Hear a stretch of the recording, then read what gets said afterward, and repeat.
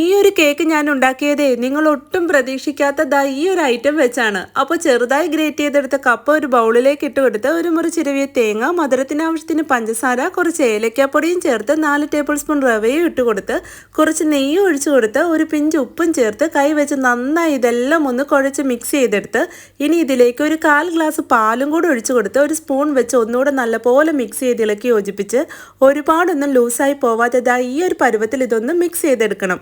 ഇനി ബേക്ക് ചെയ്യാൻ എടുക്കുന്ന ട്രേയിലേക്ക് കുറച്ച് നെയ്യ് ഒഴിച്ചു കൊടുത്ത് ട്രേയുടെ എല്ലാ ഭാഗത്തേക്കും നെയ്യൊന്ന് ഇതുപോലെ ബ്രഷ് ചെയ്ത് കൊടുത്ത് ഇനി ഇതിലേക്ക് നമ്മുടെ കപ്പ മിക്സും കൂടെ ചേർത്ത് കൊടുത്ത് പാത്രത്തിന്റെ ഷേപ്പിലേക്ക് ഒന്ന് ലെവൽ ചെയ്തെടുത്ത് മുകളിലായി സ്ലൈസ് ചെയ്തെടുത്ത് കുറച്ച് ബദാമും ഇട്ട് കൊടുത്ത് ഇനി ഇത് ബേക്ക് ചെയ്യാനായിട്ട് ഒരു കുക്കർ അടുപ്പത്ത് വെച്ച് അതിലേക്ക് ഒരു തിരികെയും ഇതുപോലെ വെച്ച് കൊടുത്ത് ഇതിന് മുകളിലായി നമ്മുടെ ബേക്കിംഗ് ട്രേയും വെച്ച് കൊടുത്ത് വിസിലിടാതെ കുക്കർ അടച്ച് മീഡിയം ഫ്ലെയിമിൽ ഒരു 35 തൊട്ട് 40 മിനിറ്റ് വരെ ബേക്ക് ചെയ്തതിന് ശേഷം നമ്മൾ മൂട് തുറന്ന് നോക്കുമ്പോൾ നമ്മുടെ കപ്പ കേക്കൊക്കെ നല്ല അടിപൊളിയായി സെറ്റായി വന്നിട്ടുണ്ട്. ചൂട് ചെറുതായി ഒന്ന് ആറിയതിന് ശേഷം ഒരു പാത്രത്തിലേക്ക് ഇതുപോലെ മറിച്ചിട്ട് കൊടുത്ത് ഇഷ്ടത്തിനനുസരിച്ച് മുറിച്ച് കഴിച്ചാൽ മതി. സൂപ്പർ ടേസ്റ്റാണ്.